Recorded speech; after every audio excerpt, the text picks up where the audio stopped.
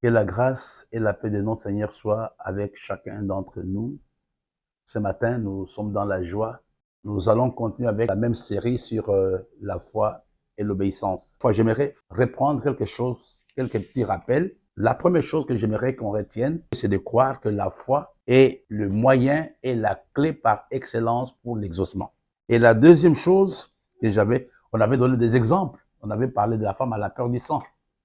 On avait parlé de Anne, donc quand le sacrificateur Élie lui avait dit qu'elle allait concevoir, on nous dit que Anne, son visage avait changé. La foi détermine un type de comportement. Le cas de la femme à la peur du sang. Elle s'était dit, si je puis seulement m'élever. Le cas de Anne, la mère de Samuel, après les paroles d'Élie, la Bible nous dit qu'elle s'était levée, elle était partie, elle avait mangé normalement. Le cas d'Élie qui ne s'est pas découragé, il a continué à dire, allez voir parce que Dieu lui avait déjà parlé. Et souvent, le problème que nous avons, il y a une contradiction dans notre comportement par rapport à ce que nous demandons. Si Dieu nous dit il est guéri, je dois me comporter comme étant un homme réellement guéri. Donc la foi dicte un comportement. Et nous avons vu le deuxième point, la foi détermine ce que nous aurons et ce que nous allons faire dans la vie. Donc c'est que l'homme, ou bien si vous voulez bien son résultat, c'est que l'homme réalise dans la vie, ce qu'il reçoit de la part de Dieu dépend essentiellement de sa foi. Et la troisième chose, on avait vu cela par rapport à Élie, c'est la foi qui nous aide à vaincre les circonstances dans lesquelles nous nous trouvons. Il y avait la sécheresse, mais Élie a pu vaincre, a pu vivre grâce à sa foi. Regardez au torrent de Kérit, il n'y avait plus d'eau. Mais Dieu lui dit, j'enverrai, donc tu vas boire, le corbeau va venir, etc. C'est grâce à la foi que Élie a pu faire face aux circonstances qui se trouvaient devant lui. Et nous voyons aussi, nous avons vu que la foi en action, quand nous mettons notre foi en action, nous déclenchons le mouvement de l'exaucement et de l'accomplissement de la parole de Dieu dans notre vie. Et le dernier point qu'on avait développé lors de la dernière classe, la foi n'est pas un acquis, la foi c'est bâti et la foi se développe. Là, c'était des rappels qu'on avait vus lors de notre dernière classe. Mais j'aimerais ajouter quelque chose par rapport à l'épreuve de la foi. Ce complément est très important pour la suite de notre enseignement. Nous avons parlé, comme je disais, lors de la dernière classe, de l'épreuve de la foi. On va lire un texte dans le livre de... On peut commencer à partir, peut-être du verset 6. C'est là ce que fait votre joie, quoique maintenant, puisqu'il le faut, vous soyez attristés pour un peu de temps par diverses épreuves, afin que l'épreuve de votre foi, plus précieuse que l'or périssable, ait pour résultat la louange, la gloire et l'honneur lorsque Jésus-Christ apparaîtra. Ici, nous voyons que l'épreuve de la foi n'est pas seulement une mauvaise chose, l'épreuve de notre foi est quelque chose aussi de positif dans la vie du chrétien. Il y a des choses qui arrivent dans notre vie quand nous passons par l'épreuve de la foi. Lors de la dernière classe, j'avais dit que l'épreuve de la foi était un passage obligé. On est obligé de passer par là. Et regardez, mes bien-aimés, par l'épreuve de la foi, il y a quelque chose que j'aimerais que tu retiennes. L'homme apprend à se connaître. L'homme apprend à connaître ses faiblesses. L'homme apprend à connaître sa force. Et surtout, l'homme apprend à découvrir qui est Dieu. Il y a des choses, bien aimées, que Dieu ne va jamais t'enseigner dans une prédication. Il y a des choses que Dieu ne va jamais t'enseigner dans une révélation, mais il y a des choses que Dieu t'enseigne au travers de l'épreuve de la foi. Tous, nous passons par là. Et régulièrement, nous sommes devant l'épreuve de la foi. L'épreuve de la foi, ce n'est pas en un seul jour. L'épreuve de la foi peut venir plusieurs fois dans la vie d'un homme. Moi, je sais par quoi je suis passé. Il y a quelques années, il y a 12 ans, 15 ans, par quoi je suis passé, je sais c'est quoi être éprouvé par Dieu. Ce n'est pas facile. Ce n'est pas facile, je me rappelle. Je crois il y a 15 ans. Les choses étaient difficiles pour moi. Et j'ai écrit à mon mentor, je l'écoute. Je pense que le Cameroun ne me convient plus. Il faut que je quitte. Il y avait des gens qui m'avaient proposé des pays où je devrais aller, parmi lesquels il y avait le Sénégal, parmi lesquels il y avait un ami. Il y a un ami qui m'a proposé d'aller en Haïti parce qu'il avait une église, il avait une école, etc. Il dit que tu peux partir, on va recommencer. Et j'ai écrit à mon mentor. Je pense qu'il est parmi les rares personnes, bien sûr d'autres personnes m'avaient encouragé à ne pas partir. Je lui ai fait une longue lettre, une lettre pathétique. Non, il faut que je parte, voilà, si je n'ai pas ça, voilà. Et généralement, il prend beaucoup de temps pour répondre. Mais quand j'ai envoyé le mail, et la minute qui suivait, il m'a répondu en une phrase. Il m'a dit, Floribert, comme c'est difficile, ça signifie c'est là où Dieu te veut. Moi, je pense qu'il n'avait pas bien lu la lettre. Et j'étais obligé de l'appeler au téléphone. J'ai dit, mais est-ce que tu as bien lu la lettre que je t'ai envoyée? Il a dit, oui. J'ai très bien lu la lettre. Comme c'est difficile, c'est là où Dieu te veut, ne pars pas. C'est vrai, il y a des avantages que nous avons au travers de l'épreuve de la foi. Mais des fois, ce n'est pas évident et ce n'est pas fait pour tout le monde. Et il n'y a aucune prière que nous pouvons faire pour que Dieu enlève l'épreuve de la foi. La prière nous aide à avoir une bonne attitude quand l'épreuve de la foi va venir. Il y a 7 points que j'aimerais ajouter. La première chose, l'épreuve de la foi nous apprend à découvrir les ressources de Dieu, les possibilités que Dieu a. C'est devant la mer Rouge dans Exode chapitre 14. On peut peut-être le lire.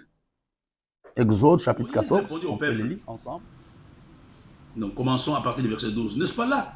C'est que nous disions en Égypte, laisse-nous servir les Égyptiens, car nous aimions mieux servir les Égyptiens que de mourir au désert. Moïse répondit au peuple, ne craignez rien, restez en place et regardez la délivrance que l'Éternel va vous accorder en ces jours. Car les Égyptiens que vous voyez aujourd'hui, vous ne les verrez plus jamais. L'Éternel combattra pour vous et vous gardez silence. L'Éternel dit à Moïse, pourquoi ces cris parlent aux enfants d'Israël qu'ils marchent? Toi, lève ta verge et tends ta main sur la mer et fends la mer, et fends-la. Et les enfants d'Israël entrèrent au milieu de la mer, à sec. Et moi, je vais endurcir les cœurs des Égyptiens pour qu'ils y entrent après eux. Et Pharaon et toute sa cavalerie feront éclater ma gloire. C'est devant la mer Rouge, devant l'impossibilité, devant pratiquement la mort qui les poursuivait, que Israël et Moïse vont découvrir une autre face, un autre trait, une autre façon de faire de Dieu. De l'air vivant n'avait jamais vu la mer se fendre, en levant seulement les bâtons. L'épreuve de la foi te permet de découvrir les ressources, les possibilités que Dieu a. Il y a des choses que tu ne vas pas découvrir quand tout marche bien. C'est quand tu passes par la tempête que Dieu peut te montrer ce qu'il est. Que Dieu peut te montrer vraiment ce qu'il est. Et la deuxième chose que j'aimerais que tu retiennes, l'épreuve de la foi fortifie ta foi. Ici, il dit, mais pourquoi ces gens crient? Dis à ces gens de ne pas crier, qu'ils marchent et qu'ils gardent silence. Il y a quelques jours, je parlais avec un de mes pasteurs, avec l'histoire de Jéricho. Il fallait qu'il tourne, là c'est l'épreuve de la foi. C'était la muraille, c'était une muraille très longue, avec une grande épaisseur. Il fallait qu'il tourne autour de ça, sans marteau, sans rien. C'était l'épreuve de la foi, en sonnant rien que des trompettes. Au bout du 7e jour, la muraille s'était écroulée. Donc, vous comprenez que l'épreuve de la foi, premièrement, nous aide à découvrir les ressources immenses de Dieu. Et la deuxième chose, l'épreuve de la foi fortifie notre foi. Je te dis que la foi, comme nous l'avons vu il y a quelques jours, elle s'est bâtie, elle se développe, mais ce n'est pas en étant dans les bureaux. Il y a des choses qui vont démontrer vraiment que ça, c'est Dieu qui est en train de fortifier ma foi. J'ai un ami, un grand ami d'ailleurs, il est à Paris, c'est un pasteur, le pasteur Jacques Lepou. Il y a quelques années, ils étaient à Abidjan. Ils étaient partis pour partager les médicaments dans certaines prisons de la Côte d'Ivoire. Mais quand ils sont arrivés, donc dans l'équipe, c'était une équipe multisectoriel, il y avait un pasteur, il y avait les infirmiers, il y avait le médecin. Quand ils sont arrivés, on avait bloqué leur bateau, leur conteneur au port d'Abidjan. On leur a dit, écoutez, ce n'est pas possible, il y a les papiers qui ne sont pas prêts, etc. Mais ils ont quand même demandé si on pouvait leur donner ne fût-ce qu'un paquet. Parce qu'ils avaient déjà un carton ou deux cartons, ils avaient déjà fait le voyage. Et la douane a dit, écoutez, il n'y a pas de problème, on vous donne juste un carton. Il a dit, mais écoutez, comme nous sommes arrivés, nous partons avec un carton pour pouvoir soigner, même si on peut soigner 20 personnes, gloire à Dieu. Ils sont partis, une histoire authentique. Ils sont arrivés dans la prison, je ne sais pas, la prison de Yamoussoukro, la prison d'Abidjan, je n'ai pas les détails. Quand ils sont arrivés, la première chose, c'était d'abord le médecin qui consultait le malade. Et quand le médecin consultait le malade, on a envoyé le malade auprès du pharmacien. Après les pharmaciens, c'était les infirmiers et le pasteur recevait le malade à la fin. Mais qu'est-ce qui s'est passé? Le pharmacien a dit, mais... Donc, les gens venaient. Le pharmacien a fait la note au médecin. Il a dit, écoute, n'envoie plus de malades. Parce que je suis passé, on a encore... Parce que le fil était très long. Je ne pense pas que nous pouvons encore avoir des médicaments pour 10 personnes. Je vous ai dit qu'ils ont soigné les gens avec un seul carton pendant 3 jours. Et les médicaments n'étaient pas finis dans les cartons. Et après, ils n'ont pas compris ce qui s'était passé. Ils ont compris que c'était Dieu lui-même qui s'était occupé. Le preuve de la foi fortifie notre foi. Alléluia. Là, c'est important que tu le comprennes. Il y a des choses. Donc, les difficultés par lesquelles tu passes sont l'école, constituent l'école de Dieu ou l'université de Dieu pour perfectionner ta foi. Pour perfectionner ta foi. Il faut que ces difficultés arrivent pour que tu atteignes un niveau supérieur par rapport à ta foi. Il y a des choses aujourd'hui tout simplement bien. Souvent, moi, je l'ai dit que la foi, ce n'est pas quand les choses marchent bien. La foi, quand il n'y a rien, que tu sauras exactement c'est quoi la foi. Et la troisième chose, le preuve de la foi vous apprend à prier. Il y a certaines situations qui doivent à tout prix vous pousser à prier ou à chercher la volonté de Dieu. Et vous vous rappelez, c'est pendant le combat entre Jacob et l'ange que Jacob va apprendre à prier. C'est là où il prie. Et Dieu avait changé son nom. Il y a des gens, mes bien-aimés, qui ont appris à prier quand ils étaient en face de problèmes, quand ils étaient en face de difficultés. Et vous comprenez, il y a des moments, il y a des situations, tu te dis, il n'y a personne, je n'ai pas d'église, je n'ai pas de pasteur, il n'y a pas d'apôtre ici. La seule chose qui me reste, c'est de pouvoir moi-même invoquer Dieu. Le preuve de la foi t'amène à prier, t'amène à beaucoup prier. J'ai un témoignage que je peux vous donner. Il y a quelque temps, mon avant-dernière fille devrait accoucher. On a vu que donc le temps de l'accouchement était arrivé, mais le col n'était pas ouvert. C'est chaque jour qu'elle m'appelait, les nouvelles étaient alarmantes, son mari était dans le trouble, etc., etc. C'est samedi-là, je me rappelle, j'étais avec une équipe de frères. Nous étions en retraite. Donc, elle m'appelle, dit, papa, il faut que tu pries pour moi. Je vous dis que je n'ai jamais prié comme ce jour-là. Et pendant ce temps, le médecin était en train de faire ce qu'on appelle le protocole d'opération. Il fallait qu'il donne l'adresse de son mari, etc. Donc, tout était prêt, on avait déjà calculé, etc. Mais Dieu m'a inspiré une prière simple. J'ai dit, écoute, tu ne vas pas accoucher par césarienne, tu vas accoucher par voie basse. Et dès que tu accouches, je vous dis, c'était comme comme si j'étais drogué. Dès que tu accouches, appelle-moi. Le minute qui suivait, quand bien même l'école était fermée, l'école s'était ouverte, la fille a accouché. Elle m'a appelé, dit, papa, je viens d'accoucher normalement. Il y a des difficultés, il y a des problèmes qui arrivent dans ta vie parce que Dieu veut que tu t'assumes. Dieu veut que tu ailles à l'école de la prière. Le preuve de la foi amène l'homme, apprend à l'homme de comment prier.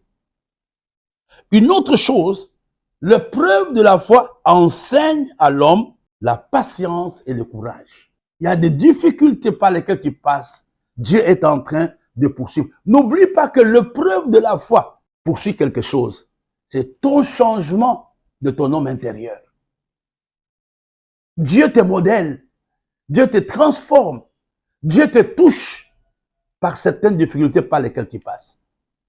Alors je disais que l'épreuve de la foi nous enseigne la patience et le courage.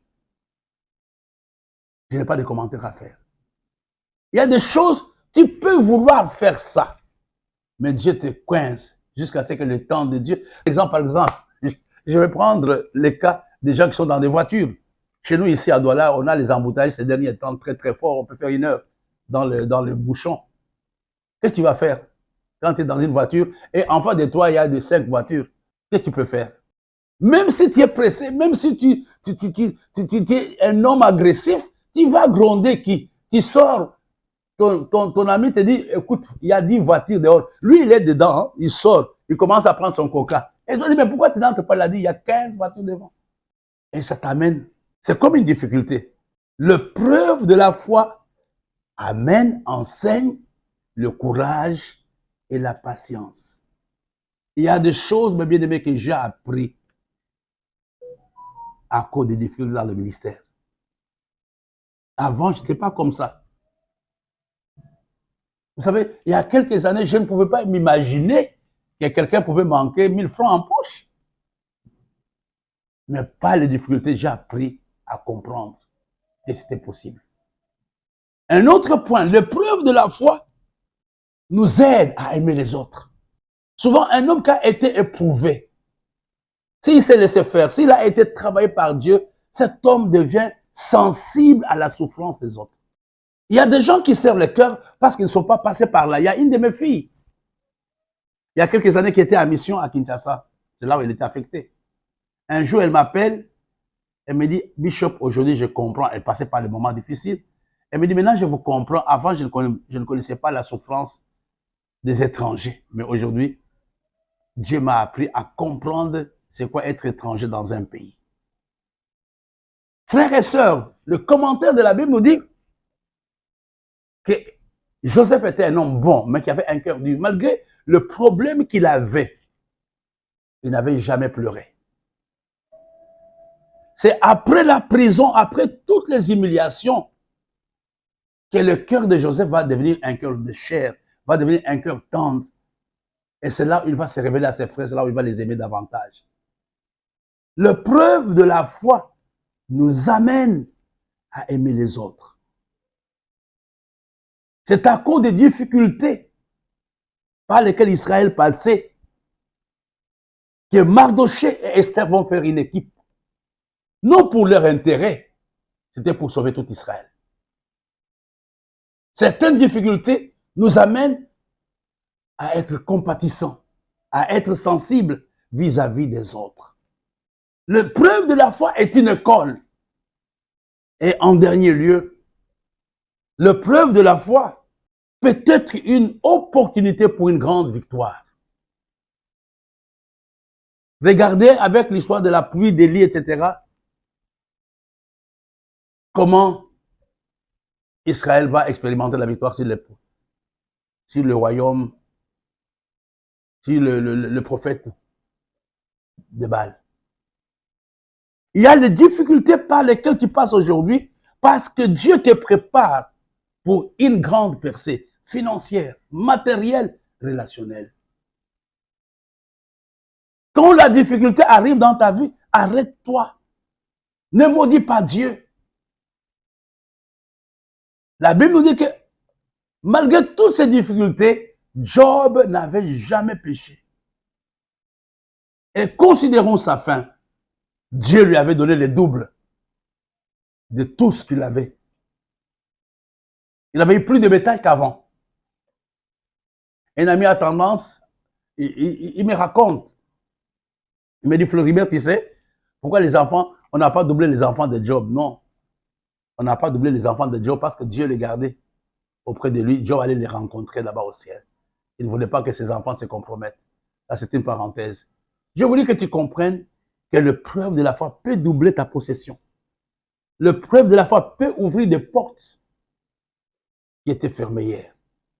Ce matin, je fais un rappel avec ajout de tout ce que nous avons vu lors de la dernière classe. Donc, j'ai voulu ce matin que nous puissions avoir cela à l'esprit, que par les difficultés, par les tentations, par les épreuves par lesquelles nous passons, nous apprenons à nous découvrir. Nous apprenons à connaître qui est Dieu. Nous apprenons à connaître nos limitations.